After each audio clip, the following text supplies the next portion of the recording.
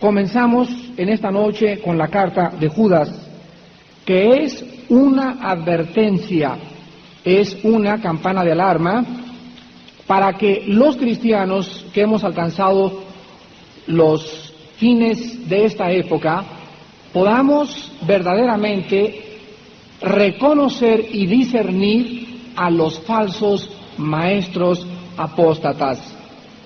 El libro de Judas, o la epístola universal de San Judas Apóstol, se encuentra antes del libro de Apocalipsis. Es el penúltimo libro de la Biblia. Y antes de que entremos a este libro, les voy a dar a ustedes alguna breve introducción acerca de la apostasía. Cuando el Señor Jesucristo comenzó con sus parábolas, Él comenzó a narrar y dijo lo siguiente: que la iglesia que tuvo su nacimiento 50 días después de la crucifixión, la iglesia que Él había ganado con su sangre, la iglesia visible, la iglesia organizada, la iglesia denominacional, a la que cada uno de nosotros pertenecemos, iba a estar mezclada con trigo y cizaña. Y el Señor Jesucristo dijo que muchas veces la cizaña iba a estar tan bien disfrazada que no íbamos nosotros a poder discernir o descubrir realmente que esos hermanos nunca habían sido salvados y que esos predicadores que muchas veces oímos ni siquiera tenían el Espíritu Santo. En la carta a Judas, Él los describe como los sensuales que no tienen el Espíritu. Entonces, Cristo dijo que mientras nosotros nos acercáramos a la última época antes de que Él viniera, esta apostasía, la palabra apóstatar significa salirse fuera, abandonar el camino y no regresar. Significa desviarse, significa ser engañado y haber profesado alguna vez en la época haber creído en Cristo. Fíjese usted lo que es un apóstata. El apóstata es una persona que profesó el cristianismo, que asistió a una iglesia cristiana, que fue a cultos de oración, a cultos de predicación, a reuniones evangelísticas, que fue a desayunos y que posiblemente también algún día se paró en algún desayuno o en alguna iglesia o en algún lunes y él hizo una aparente profesión de fe en Jesucristo. Cristo explicó esto en el capítulo 4 de Marcos al describir la parábola del sembrador. Y él dijo que en las 4 ocasiones que la semilla se sembraba, solamente uno se había convertido verdaderamente. Ahora, ¿qué es la apostasía? ¿Quiénes son los apóstatas y cuál será el final de ellos? Vamos en esta carta a encontrar las respuestas a estas interrogantes. Pero quiero que vean en primer lugar de qué forma la Biblia, vamos con 1 Timoteo 4, constantemente está tocando una campana de alarma respecto a la apostasía que precederá la segunda venida de Jesucristo. Dice en 1 Timoteo 4:1, pero el Espíritu dice claramente, o sea, sin lugar a dudas, que en los postreros tiempos algunos, ahí está la palabra, apostatarán, se desviarán, se saldrán de la fe. Y nos dice aquí la causa, escuchando a espíritus engañadores y a doctrinas de demonios. Vean ustedes entonces por qué los apóstatas abandonan y muchas veces se vuelven nuestros principales enemigos. Cuando una persona, decíamos en el desayuno, por ejemplo, Jim Jones, el personaje central del desayuno de antier, era un apóstata de los pies a la cabeza. Era un pastor metodista graduado en el seminario metodista. Se recibió en la iglesia metodista y profesó ser pastor y comenzó con la Biblia y al final se llevó a más de 900 personas a la Guyana en Sudamérica y las hizo que se envenenaran, que tomaran Kool-Aid con veneno y todos creyeron que él realmente era el Mesías. ¿Qué pasó con Jim Jones? Él comenzó a abandonar los principios de la fe. O sea que cuando él comenzó a seguir a Cristo, no lo siguió de corazón. Y cuando vinieron las pruebas y se dio cuenta que era más importante el sexo, el dinero, la fama y el poder, Jim Jones comenzó a profesar su propia doctrina, a cerrar la Biblia y a erigirse él mismo el padre de sus seguidores. Entonces dice la Biblia que Jim Jones escuchó a espíritus que le engañaron y a doctrinas de demonios. Las doctrinas que él predicaba tenían su origen en los avernos del infierno. En 2 de Timoteo, en el capítulo 3, dice también el apóstol Pablo, versículos del 1 al 5, 2 de Timoteo 3, también debes saber esto, que en los postreros días vendrán tiempos peligrosos. Habrá hombres amadores de sí mismos, avaros, vanagloriosos, soberbios, blasfemos, desobedientes a los padres, ingratos, impíos, sin afecto natural, implacables, calumniadores, intemperantes, crueles, aborrecedores de lo bueno, traidores, impetuosos, infatuados, amadores de los deleites más que de Dios. Escuchen el versículo 5, que tendrán apariencia de piedad, pero negarán la eficacia de ella. A estos evita. O sea, estos falsos maestros, los apóstatas, tienen la apariencia de piedad. Vean ustedes que la apostasía va a culminar ¿en quién? En el más grande apóstata de todos los siglos, el anticristo. El anticristo vendrá como un ángel de luz al mundo.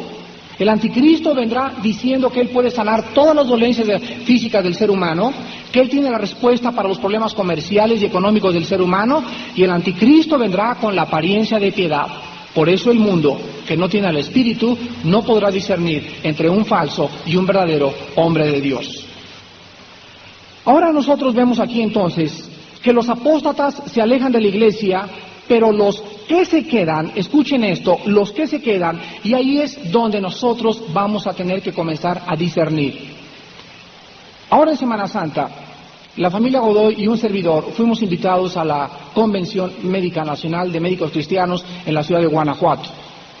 Y en esta convención fue invitado, estoy seguro que los que lo invitaron eran hombres sinceros, médicos sinceros, pero que no pudieron discernir realmente quién era este hombre que habían invitado a ser uno de los principales oradores, un psiquiatra de la ciudad de Houston, director del hospital de Houston de psiquiatría. En la primera mañana que él comenzó a hablar, y lo primero que yo detecté fue que no usaba la Biblia. Bueno, dije, a lo mejor se la sabe de memoria, no hay ningún problema, ¿verdad? Pero tampoco citó ningún versículo. Y en tercer lugar, no solamente no usó la Biblia, ni citó versículos, sino que la atacó. Pero fíjense ustedes, la atacó indirectamente, no directamente. Satanás cuando se acercó con Eva le dijo, con que Dios ha dicho. No le dijo, Dios no ha dicho, le sembró una duda para que ella dudara de la Biblia. Y este hombre comenzó a sembrar dudas entre los oyentes y a decir, la Biblia es como las manchas de Rorschach en la psicología, cada quien le da la interpretación que quiere. Al segundo día comenzó a decir cosas más sutiles y al tercer día se levantó una hermana psicóloga de Guadalajara y le dijo, oiga usted, ¿por qué en primer lugar está usted diciendo que usted puede seguir una terapia a una persona necesitada emocionalmente sin la Biblia y que la Biblia no es necesaria para poder curarla? Y se aventó un rollo como de 1 hora y los envolvió a todos y era bien difícil discernir y todos creían que realmente era cristiano. Este hombre era un apóstata. Al finalizar la convención, yo lo único que pude hacer es pararme y decirle, usted tiene el espíritu del anticristo. Usted es el diablo, usted debería llamarse, como se llama, debería llamarse Luzbel. Y usted está haciendo tropiezo y usted está atacando a los cristianos y a mí no me importó. Había muchos hermanos alrededor que comenzaban a decir, ay, que qué exagerado, que esto y que el otro, que es un hombre bueno, etcétera, etcétera.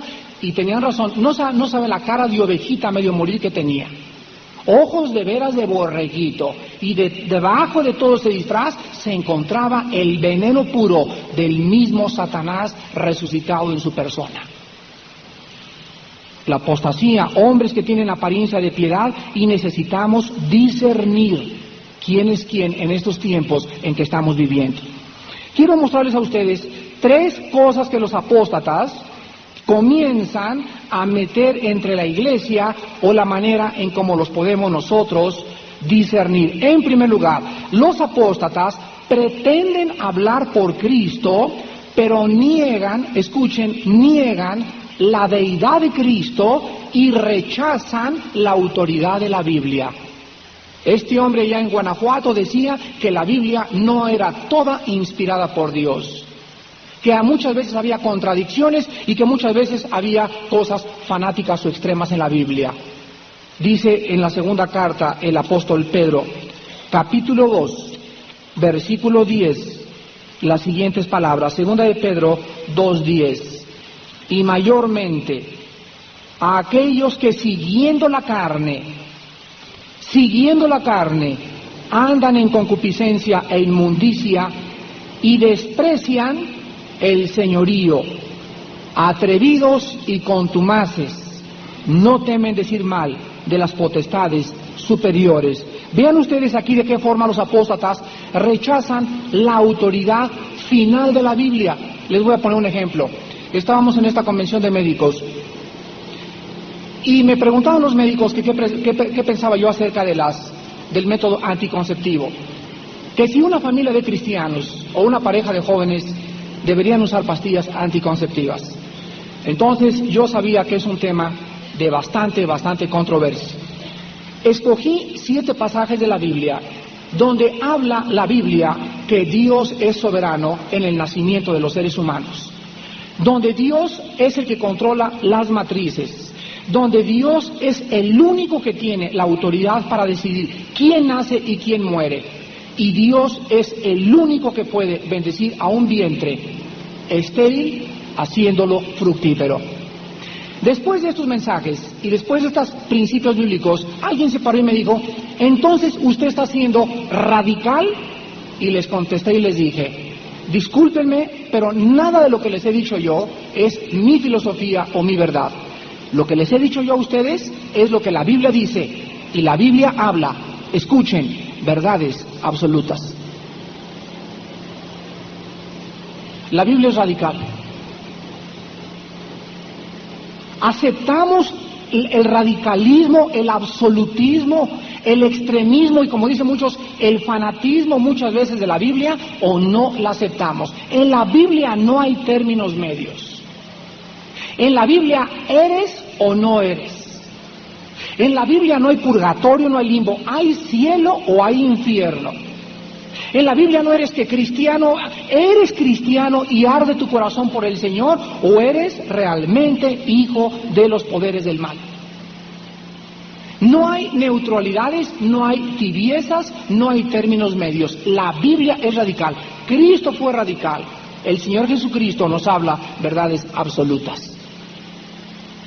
Entonces los apóstatas van a tratar de quitarle a la Biblia su autoridad y minimizar su señorío. En segundo lugar, los apóstatas pretenden creer en la Biblia, pero niegan su inspiración, rechazan su autoridad y pervierten sus enseñanzas para acomodarlas a sus propias ideas. Segundo de Pedro, capítulo 3, del 15 al 17. Y tened entendido que la paciencia de nuestro Señor es para salvación, como también nuestro amado hermano Pablo, según la sabiduría que le ha sido dada, os ha escrito. Casi en todas sus epístolas, hablando en ellas de estas cosas, entre las cuales hay algunas difíciles de entender, las cuales los indoctos e inconstantes tuercen, como también las otras escrituras, para su propia perdición. ¿Quiénes son los que pervierten la Biblia? ¿Quiénes son los que la tuercen?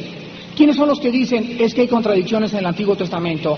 Es que yo creo solamente en los evangelios. Aquí lo dice, los indoctos, o sea, los que no tienen conocimiento profundo de la palabra. Y número 2, los inconstantes, aquellos que no quieren someterse a una enseñanza sistemática de la palabra de Dios. ¿Cuántos de ustedes tienen 4 o 5 años en Cristo y crecen y de repente tienen preguntas de los incrédulos que no pueden contestar, y preguntas que los ponen a ustedes mismos a dudar? ¿Saben por qué? Por su inconstancia en el estudio bíblico. No puede ningún cristiano creer poder tener respuestas a los incrédulos cuando el cristiano no tiene una vida disciplinada, de estudiar precepto sobre precepto, tomar 2 o 3 estudios a la semana. No estamos jugando, hermanos, es la verdad. Si no hay una disciplina verdadera en el estudio de la palabra de Dios, nos vamos a convertir en inconstantes. Y algún día acabarás torciéndola, porque no la entiendes por tu falta de tiempo para estudiarla. Y en tercer lugar, los apóstatas pretenden servir a Dios, pero en realidad están sirviendo a sus propios intereses egoístas. Vean Romanos capítulo 16, del 17 al 18. O sea, a los apóstatas realmente les interesa nada más hacer dinero, hacerse ricos con el Evangelio, ser famosos, adquirir popularidad, fama, y no les importa a quién pisotean. Como decía un gran predicador, un falso maestro le gusta predicar y le gusta que lo oigan predicar, pero él no tiene tiempo de oír a la gente sus problemas. Entonces, un falso maestro le gusta predicar, pero él no tiene tiempo para que la gente le oiga. Pero él sí quiere que la gente le escuche a él. Realmente, estas personas, dice en Romanos 16, versículo del 17 al 18, os ruego, hermanos, que os fijéis en los que causan divisiones y tropiezos en contra de la doctrina que vosotros habéis aprendido, y que os apartéis de ellos, porque tales personas no sirven a nuestro Señor Jesucristo, sino a sus propios vientres, o sea, es el símbolo del placer del estómago, y con suaves palabras y lisonjas engañan los corazones de los ingenuos. Vemos entonces que lo que distingue a los apóstatas de otros maestros falsos de la Biblia es que los apóstatas, en resumen, claman ser cristianos. El apóstata no viene y dice, yo soy testigo de Jehová, yo soy mormón. No. ¿Saben ustedes cuál es el problema más grave de la apostasía? Que la apostasía está dentro de nosotros. Vean ustedes el libro de los Hechos, capítulo 20. Y esto es lo que hace peligroso la apostasía en las filas del cristianismo. La apostasía es una obra dentro de nosotros. Aquí está el peligro.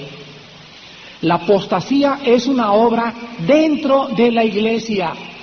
Aquí está el peligro, lo repito por segunda vez. La guerra espiritual, amados hermanos, sería muy fácil si estuviera fuera de nosotros, en su mayor parte. Pero el problema está cuando hemos sido infiltrados. Imagínense que somos un pelotón y estamos haciendo el mapa de batalla, y yo soy el general y tengo a los coroneles, y de repente yo sé que uno de mis coroneles es un espía. Esto nos pone a temblar a todos, porque cualquier plan que tengamos se vendrá abajo. Y tenemos nosotros como prioridad tratar de buscar a aquel quien es traidor. En todas las guerras mundiales que han existido, a todos los espías los fusilaban, les condenaban a muerte. Nadie podía darse el lujo de ser un traidor a la patria. Pues ahora imagínense el hombre que siguió a Cristo 3 años, que los discípulos estaban tan convencidos que era cristiano, que le confiaron la bolsa del dinero. Y Judas era el tesorero de los discípulos. Y en la última noche el Señor Jesús dijo, aquel que moje el pan junto conmigo, ese es el que me va a entregar. Y todos, Padre, ¿seré yo? Señor, ¿seré yo? Y estaba tan disfrazado que cuando Judas remojó el pan y se salió, ni siquiera los ojos de nadie le siguieron. El mismo Señor Jesucristo fue infiltrado, y Él lo dijo, uno de ustedes es el diablo. Y así será también en cada iglesia de Jesucristo. Dicen los Hechos capítulo 20, del 28 al 32. Pablo ya se va de Éfeso. Pablo ha fundado una iglesia, y este es el consejo de Pablo. Vean qué profundidad y la advertencia que les hace. Hechos 20, del 28 al 32. Por tanto, mirad por vosotros. Vean ustedes que en primer lugar tenemos que cuidarnos. O sea, hay hermanos que vamos desde mañana a fijarnos en los demás. Mira, primero fíjate en ti mismo. Primero, fíjate en ti mismo. Primero, asegúrate que tienes un corazón limpio. Asegúrate que amas a Dios con un amor no fingido. Que tu fe es nacida del corazón. Que realmente tus motivos para servir a Dios no es porque Dios te vaya a sanar a alguien, o porque tú veas un milagro, etcétera, etcétera, sino simplemente porque Él murió en una cruz por todos nosotros.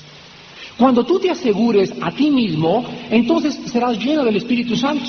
Y el Espíritu Santo te dirá a ti y discernirás realmente a los apóstatas. Pero tú no puedes discernir un apóstata cuando en tu propia vida tienes una viga. Hay de ustedes cuando ven la paja en el ojo ajeno y no han visto la viga que tienen en el suyo. ¿Se acuerdan de esa frase de Cristo? Entonces comenzamos: mirad por vosotros, y después por todo el rebaño en que el Espíritu Santo os ha puesto por obispos para apacentar la iglesia del Señor, la cual Él ganó por su propia sangre. Porque yo sé, absolutamente seguro, sin duda alguna, Pablo sabía, yo sé. ¿Por qué lo sabía? Porque Cristo se lo había dicho. Yo sé que después de mi partida entrarán afuera, en medio de vosotros, lobos rapaces, que no perdonarán al rebaño. Y de vosotros mismos se levantarán hombres, de vosotros mismos, de entre sus propias filas, de sus propias iglesias, de sus propias organizaciones. Se levantarán hombres que hablen cosas perversas para, el propósito es arrastrar tras sí a los discípulos. Por tanto, velad, acordándoos que por 3 años de noche y de día no he cesado de amonestar con lágrimas a cada uno. Y ahora, hermanos, os encomiendo a Dios y a la palabra de su gracia, que tiene poder para sobreedificaros y daros herencia con todos los santificados. Pablo se va a los efesios y les dice adiós. Y los efesios dicen, como muchos cristianos: mi pastor no nos alimenta. Y no tenemos buenos estudios en mi iglesia, y por eso no he crecido. Y aquí dice Pablo: los encomiendo, no dice a los pastores, no dice a los obispos. Pablo les dice a los cristianos de Éfeso: los encomiendo a la Biblia. Y si no tienes pastor y andas de viaje y no has tenido tiempo de ir a la iglesia, no tienes excusa. Porque aquí hay una palabra que se dice en el versículo 32, sobre edificar, o sea, edificar arriba. ¿Arriba de qué? Ya dijo Alán en su devocional, el fundamento es Cristo, y nosotros tenemos que edificar arriba de ese fundamento. Y si no tienes pastor o no tienes maestro, tú puedes en tu casa disciplinarte para tener devocionales y estudiar la palabra de Dios. Entonces, la Biblia nos muestra claramente que esto es algo por lo cual nosotros debemos de vivir una vida de absoluta seguridad. Debemos de vivir sabiendo que entre nosotros se levantarán hombres perversos que al final y al cabo acabarán arrastrándote. Vayamos pues y comencemos con la carta de Judas. Veamos los primeros 3 versículos en esta noche. Y esta carta comienza con estas palabras: Judas, siervo de Jesucristo y hermano de Jacobo, a los llamados, santificados en Dios Padre y guardados en Jesucristo, misericordia y paz y amor os sean multiplicados. Amados. Y hasta ahí nos quedamos en esta noche. Quiero en primer lugar decirles a ustedes que en la Biblia hay 5 Judas. Hay 5 Judas. Y ustedes tienen que saber, en primer lugar, quién fue el que escribió esta carta, porque no fue Judas Iscariote, desde luego. El primer Judas que es Judas Iscariote, o sea, el que traicionó a Cristo. El segundo es Judas de Damasco, en Hechos 9:11. El tercero es Judas Barsabás, en Hechos 15:22. El cuarto es Judas Apóstol, en Juan 14:22, y encontramos el autor de esta carta, que fue hermano, hijo de la Virgen María. Claro que cuando ya nació Judas, ya no era virgen, desde luego, ¿verdad? El único que nació virginalmente fue el Hijo de Dios, Jesucristo. Pero Judas era hermano carnal de Jesucristo, en Mateo 13, del 55 al 56, y él es el que escribió esta carta.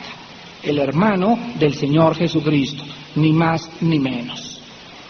Ahora quiero que vean ustedes que la carta comienza usando 4 frases para describir a los cristianos.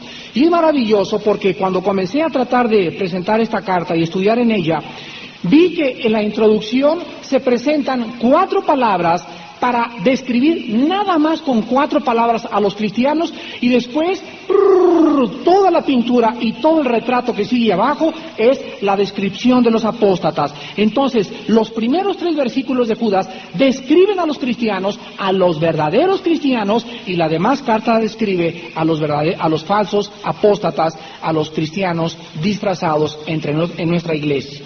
Y las 4 palabras que se usan son llamados, santificados, guardados y amados. Vean ustedes que en estas 4 palabras nosotros podemos ver toda la obra de Dios. Y vamos a ver brevemente el significado de cada una. En primer lugar, lo que se nos comienza llamando es a los llamados. ¿A quién se les escribió?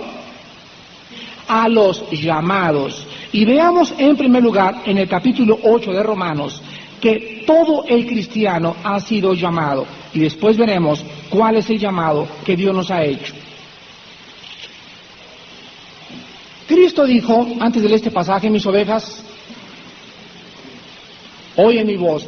Cuando habla Jesús, hay algo dentro de nosotros que nos hace hacer esto. Si habla aquí, volteo para allá. Si habla allá, pero cualquiera que sea cristiano puede reconocer el llamado. Un cristiano nacido de nuevo nunca podrá apostatar porque el Espíritu Santo lo impedirá. Podrá irse con la finta por ahí 1 o 2 semanas o 3 semanas, pero el Espíritu Santo va a llamarlo de nuevo al pelotón. El apóstata, lo vimos en 1 Timoteo 4:1, escucha a espíritus engañadores. Dice en Juan 10, Cristo, mis ovejas no oirán la voz del que no es el buen pastor. Entonces vean, en primer lugar, la seguridad que tenemos nosotros de que me dice Dios: Armando, el día que caigas por alguna herejía, el día que comiences a patinar y comiences a querérteme salir, ¿sabes una cosa? No solamente eres llamado, sino que también eres guardado. Y cuando analicemos esta palabra, vemos que la palabra guardado significa vigilados. Somos tan tontos y tan frágiles para abandonar el rebaño, y la promesa divina es, Filipenses 1:6, el que ha comenzado la obra, Él la tendrá que perfeccionar. Entonces vemos aquí en Romanos 8, del 28 al 30, Romanos 8, 28 al 30, el llamamiento, y dice: sabemos que a los que aman a Dios, todas las cosas les ayudan a bien. Esto es, a los que conforme a su propósito son llamados. Porque a los que antes conoció, también los predestinó para que fuesen hechos conforme a la imagen de su Hijo, para que Él sea el primogénito entre muchos hermanos. Y a los que predestinó, a estos también llamó. Y a los que llamó, a estos también justificó, y a los que justificó, a estos también glorificó. Vean ustedes que a los ojos de Dios, y de acuerdo a la doctrina sana de la Biblia, nosotros a los ojos de Dios ya estamos glorificados. Ya pertenece a nosotros, y la seguridad de que la glorificación, el día que se me entregue un cuerpo totalmente diferente, cuando el Espíritu Santo entra a mi vida, Él me da testimonio que soy hijo de Dios, y al entrar el Espíritu Santo derramado en mi corazón, Él me garantiza que yo soy de Dios, que me va a cuidar, que mis pecados han sido perdonados, que nunca me le voy a escapar a Dios, y que cuando yo muera me entregará un cuerpo glorificado, semejante al cuerpo de la gloria suya, cuando el Espíritu de Santidad lo levantó a los 3 días de entre los muertos. La glorificación ya nos pertenece. Por eso el cristiano no puede jamás apostatar. Ahora veamos nosotros en Lucas capítulo 14, que aun cuando Dios ha llamado a muchos, no todos han respondido este llamado. Vean de qué forma sistemática vamos a aprender las bases elementales del llamado de Dios para que ahorita en la noche, antes de acabar la introducción a Judas, salgamos con la absoluta seguridad de lo que dice el Salmo 23. Ciertamente, sin lugar a dudas, el bien y la misericordia te seguirán todos los días de tu vida, y en la casa de Jehová moraremos por largos días. Bendita promesa de que esa salvación que nos ha dado Dios jamás podrá irse de nosotros, ni escaparse de nosotros, porque es algo que Él nos ha regalado. Dice aquí en Lucas 14, del 16 al 24, en una parábola, ilustra por qué muchos, aunque fueron llamados, no quisieron, y vamos a ver nosotros más adelante, a resistir el llamado. Entonces Jesús le dijo, Lucas 14, versículo 16, un hombre hizo una gran cena y convidó a muchos. A la hora de la cena envió a su siervo a decir a los convidados, venid, que ya todo está preparado. Y todos a una comenzaron a excusarse. El primero dijo, he comprado una hacienda y necesito ir a verla, te ruego que me excuses. Otro dijo, he comprado 5 yuntas de bueyes y voy a probarlos, te ruego que me excuses. Y otro dijo, acabo de casarme y por tanto no puedo ir. Vuelto el siervo, hizo saber estas cosas a su señor. Entonces, enojado, el padre de familia dijo a su siervo, ve pronto por las plazas y las calles de la ciudad y trae acá a los pobres, los mancos, los cojos y los ciegos.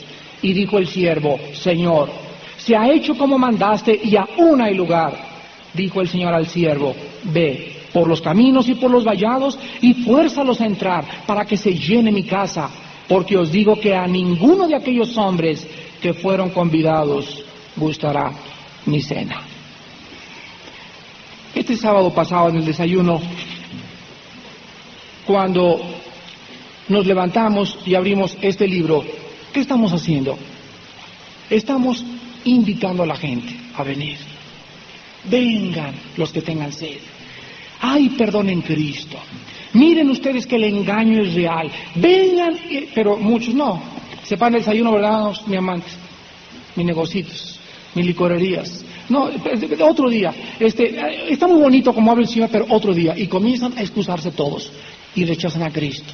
Y dice la Biblia aquí quiénes son los que realmente vienen al llamado. Y vean ustedes las frases que el Espíritu Santo usa en el versículo 21. Los pobres, los mancos, los cojos y los ciegos. Escúchenme muy bien. El llamado de Dios, desgraciadamente, es respondido por los que sienten necesidad de Él. Por eso Cristo dijo, es más fácil que entre un camello por el ojo de una aguja que un rico al reino de Dios. ¿Cuál es su problema? Sus excusas. Una persona que no necesita a Dios, que tiene toda su vida satisfecha, que tiene las cenas llenas, que tiene cuenta en el banco, no tiene necesidad de Dios. ¿Cómo puede una persona venir así hasta que se dé cuenta que es un pobre, miserable, desventurado y ciego y desnudo delante de Dios, y que de qué le sirve ganar el mundo si pierde su alma? Entonces, este llamado de Dios al mundo, no todos han respondido, pero vean ustedes en esta noche que los que hemos respondido al llamado, tenemos 4 características. Y ahorita vas a saber si tú realmente eres llamado y has respondido al llamado. Ahorita lo vas a saber. Número 1, dice en 1 Corintios 1:9, fiel es Dios el cual nos ha llamado a la comunión con su Hijo Jesucristo. En primer lugar, los llamados. Los que le han dicho, sí Señor, pero no de la boca para afuera. Los que le han dicho, Señor, te entrego mi corazón. Esos tienen comunicación con Cristo. Esos leen la Biblia a diario. Esos tienen hambre y sed de justicia. Esos tienen ganas de venir los lunes al estudio y cuando la palabra es predicada sienten un bálsamo a su alma, sienten que se fortalece su espíritu, sienten esa comunión, saben que Jesús es vivo, saben que Él resucitó de los muertos. Esos tienen comunión con Cristo. ¿Eres tú llamado verdaderamente de Dios? y no tienes comunión con Cristo, no tienes, la palabra koiné que se usó aquí para comunión es comunicación, no te comunicas con Él, o sea, esos tienen una vida de oración. Dios nos llamó a la comunión, a comunicarnos con Jesucristo, a hablarle, y por eso Cristo dice, mis queridos hijos, la vida cristiana es igualita al matrimonio. ¿Para qué me casé con mi esposa? Para tener comunicación con ella, para acostarme y platicar, para viajarme y platicar, para sentarme y platicar, para dejarla que me abra su corazón y que me cuente y que me diga, y tratar de identificarme en ella y meterme y ser compasivo y meterme en sus zapatos y tratar de descubrir sus emociones, sus sentimientos, sus necesidades físicas, emocionales, comprenderla, mezclarme, hacerme uno con ella. Ella hace lo mismo con dos y los dos entonces somos una sola carne, y esto solamente Cristo lo puede lograr. Pero si tú estás casado y tienes una semana que no te comunicas con tu esposa, lo único que le dices es, vieja, dame de desayunar, vieja, mira nomás cómo están los niños, vieja esto, el otro, tienes años que no te sientas con ella en Bípsila, enfrente, háblame, platícame, y te suelta un rollote de 2 horas, escúchala.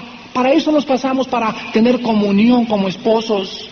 Cuando se rompe la comunión, cuando estás sentado con tu esposo y no tienen que platicarse, no tienen que hablar, y ya no saben ni qué decirse uno al otro, ya hay un divorcio emocional en ese matrimonio. Cuando ya no tienes que decirle a Dios nada, pues ya no tengo ganas ni de orar, no tengo ganas ni de leer la Biblia. Hay pecado, o no eres cristiano, porque Él nos llamó a la comunión con Cristo. Número 2, en Primera de Pedro 1:15, dice el segundo llamamiento, y como aquel es santo, sean ustedes santos en toda vuestra manera de vivir. El segundo llamamiento, o la segunda seguridad que tenemos nosotros de que hemos sido llamados, es que en el momento que somos llamados y le decimos, sí Señor, te entrego mi corazón, no solamente comenzamos a tener comunión con Él, sino que también comenzamos a alejarnos más y más del pecado. Esa es la santificación. Desde que tú te convertiste, ¿qué tanto más odias la maldad y el pecado? ¿Tienes el mismo concepto del adulterio que tenías antes de que fueras cristiano? ¿O ahora que tienes 1 o 2 años en Cristo, ya cuando ves adulterio, ya ni siquiera cuando viene a tu mente la idea del adulterio, lo desechas de inmediato porque sabes que el adulterio es pecado y es grave delante de Dios? ¿Qué concepto tienes ahora de la fornicación? Ustedes que son jóvenes y que se dicen cristianos. Cuando ves a tu novia y comienzas a propagarte las caricias, en ese momento el Espíritu Santo te convence y te dice, detente por favor. Y algo te convence aquí, dices, Dios mío, no lo puedo hacer. Esa cosa que te restringe, que te controla y que te impide que tus pasiones se desborden, es el Espíritu de santidad. Si tú no tienes este control y este amor por las cosas santas, se podría dudar que tu llamado es verdaderamente efectivo. En tercer lugar tenemos en Hechos 1:8, el tercer llamado, y recibiréis poder cuando el Espíritu Santo venga sobre vosotros y me seréis testigos en Judea, Samaria y hasta lo último de la tierra. Aquel que le ha entregado su corazón a Cristo, aquel que está convertido, aquel que tiene al Espíritu Santo, aquel que tiene comunión con Dios, ese y no otro es el único que habla de Cristo a sus amigos. Desde que tú te convertiste, sientes algo que de repente estás con tu amigo en la escuela o con tu secretaria ¿sientes algo que le quieres hablar de Cristo? Pero no, fíjese que Dios le ama. ¿Sabe usted que Cristo le ama? Estas son frases estereotipadas que los mismos incrédulos dicen, ¿de qué estás hablando? ¿Cómo que Dios me ama? Peace and love, Dios le ama. No, el cristiano le comunica, el cristiano sabe que en primer lugar esa persona que está enfrente de ella es una persona, número 1, que está en tinieblas. No esperes que te comprenda el mensaje la primera vez que tú le compartes. Porque está en tinieblas, no hay conocimiento, no hay luz, y en segundo lugar es ignorante totalmente. A lo mejor es católico o ex monje, o tuvo una decepción o está amargado, a lo mejor es ateo, pero con esos dos problemas te vas a enfrentar, con la ignorancia y las tinieblas. Entonces el cristiano tiene paciencia para ganar las almas. El cristiano no se da por vencido. El cristiano es compasivo, comienza con la persona, mira, te invito a un café, a identificarte, a ganarte la confianza, y poco a poco le vas presentando que la solución a sus problemas es sus pecados, y en la cruz fueron arreglados, y tú le dices, querida María, tienes en esta noche que entregarle tu vida a Jesús, pero comprende que si tú mueres en tus pecados, tú te condenas eternamente, y si no presentas el plan de salvación, es porque no tienes al Espíritu Santo. Solo el que tiene el Espíritu Santo tiene la sabiduría para ganar las almas. Las estás ganando tú. Es triste que cada vez que una persona se encuentra con un incrédulo, pastor, ¿puede venir al velorio? ¿O puede venir a mi casa para testificarle a mis amigas? ¿Por qué no lo haces tú? Porque ellos realmente ni siquiera tienen la seguridad de su propia salvación. Y en último lugar, en 1 Corintios 7:15, la última parte, dice, porque a paz hemos sido llamados. En cuarto lugar, el cristiano, el que ha sido llamado, el que tiene comunión con Dios, el que testifica de Jesucristo, ese y no otro, tiene una paz que sobrepasa todo entendimiento. El verdadero cristiano o la verdadera cristiana es la que dice, realmente no me estaré volviendo loco. ¿Cómo es posible que ante esta tragedia y todo pueda yo tener esta calma? Realmente parece como si traigo 5 ecuaniles.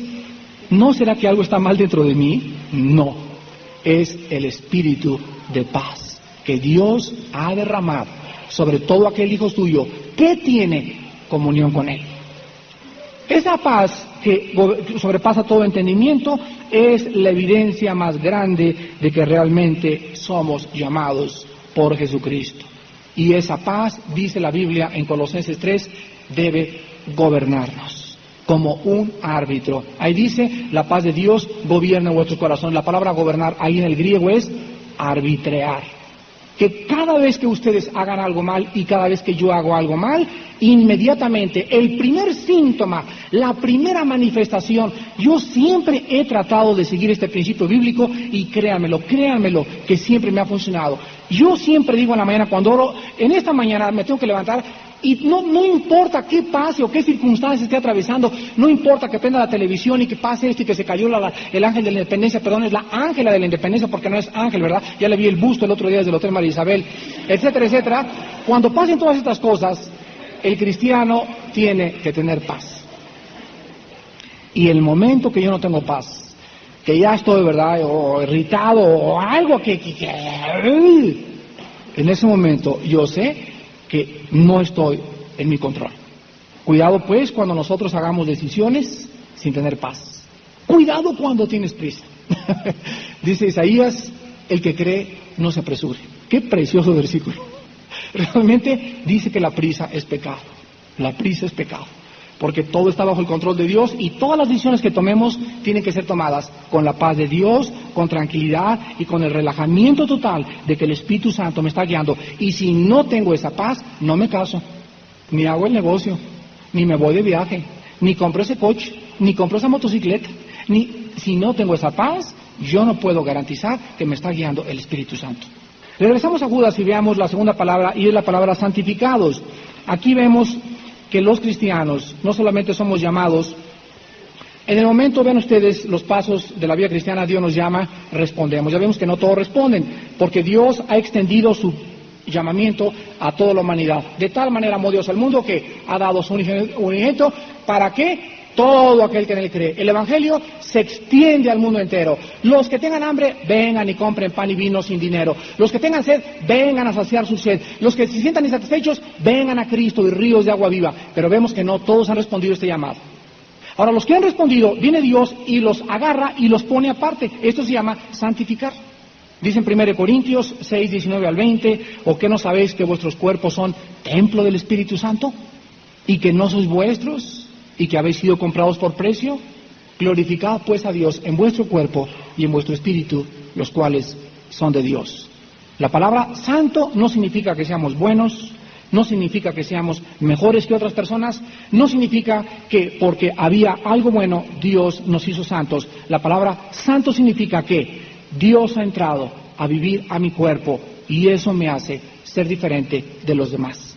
Entonces el santo no es el que canonizan y pasan 10 años y vamos a canonizar a Santa Catarina porque se descubrió que nunca le pegó a sus hijos, o porque nunca se casó, o porque se fue de rodillas durante 15 cuantos de Chalmas a Tlalnepantla, bla, bla, bla, bla, bla, bla, y creo que es la persona y la vamos a hacer santa. Un momento, nadie puede santificar más que Dios el Padre.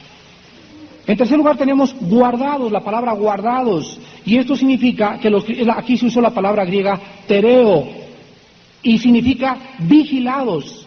Dice en Juan 10, versículos del 28 al 30, el mismo Señor Jesucristo, respecto a esta seguridad de que Dios nos ha puesto un cerco alrededor, nos tiene súper vigilados, tan cerca que somos la niña de su ojo.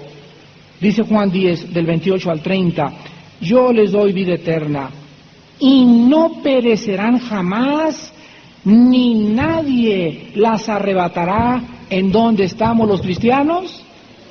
¿En dónde estamos los cristianos? En la mano del Dios El Shaddai. Dice que estamos en su mano, y esto nos habla de protección. Hijitos, dice 1 Juan 2, el maligno no los puede tocar. Aleluya.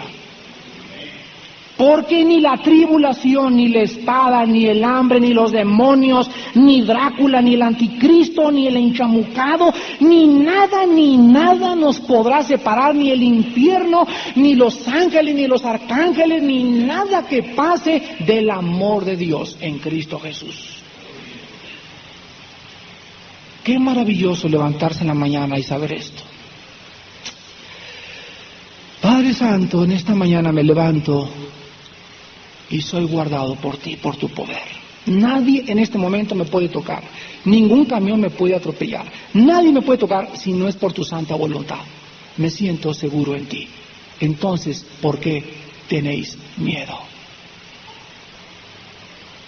Tenemos en último lugar la palabra amados. Aquí el tiempo del verbo está en perfecto participio en el original griego y significa, fíjense ustedes, cuando dice amados en el versículo 3 de Judas, significa en el perfecto participio que Dios nos ha amado, escuchen, que Dios nos ha amado en un tiempo pasado, en la cruz con resultados continuos, indica algo que no puede ser cambiado. El amor del ser humano es, si me amas te amo, si no me amas no te amo, o si me haces me la pagas, o a lo mejor si me la haces y te vas con otra, mi chencho, pasarán 6 años, pero aquí traeré mi espinita, aquí la traigo guardadita, y siempre traeré algo de amargura. El amor del ser humano no es perfecto, pero saben una cosa, dice en Jeremías 31:3, con amor eterno les he amado. Fíjense ustedes, antes de que fuera creado el mundo, en la mente de Dios ya había un plan. Él conoció el plan. Y en ese plan ya estaba Juan Pérez, ahí estaba Juan Pérez. Sabía Dios con quién iban a nacer, qué padres iba a tener, etcétera, etcétera. Y desde que estaba ahí y cuando nació Juan Pérez, Dios sabía que Juan Pérez iba a convertir y lo comenzó a cuidar desde antes de que se convirtiera. ¿No es verdad? Yo pienso y veo mi vida antes de ser cristiano y digo, Dios mío, solo tú me pudiste haber librado de lo que me libraste. Y me doy cuenta que ya estaba yo formando parte del plan de Dios. Y que cuando Él me llamó, Él sabía yo que me iba a convertir. Y también Él sabe los que no se van a convertir. Pero también sabe que es por su propia responsabilidad por lo que no se convirtieron. Pero como Él ya sabe quiénes se van a convertir, los comienza a cuidar desde que nacen. Gloria a Dios. Aleluya. Nuestros hijos están ahí. Ahí sabe el Señor y desde ahorita ya los está cuidando, los está arrinconando. Y ellos van a ser salvos. Es maravilloso poder saber que los cristianos somos amados. Y es un amor eterno con el cual Él nos ha amado. Entonces, en contraste con los apóstatas, los cristianos somos llamados, preservados por el poder de Dios, santificados por su Espíritu y amados por las 3 personas de la Trinidad desde todos los tiempos de la eternidad. Y sabemos que ese amor de Dios lo irá a perfeccionar y nunca jamás en nuestra vida nos podrá abandonar, porque estoy con ustedes todos los días hasta el fin del mundo. Y hermanos, preparémonos porque el final se acerca a este mundo. Oremos.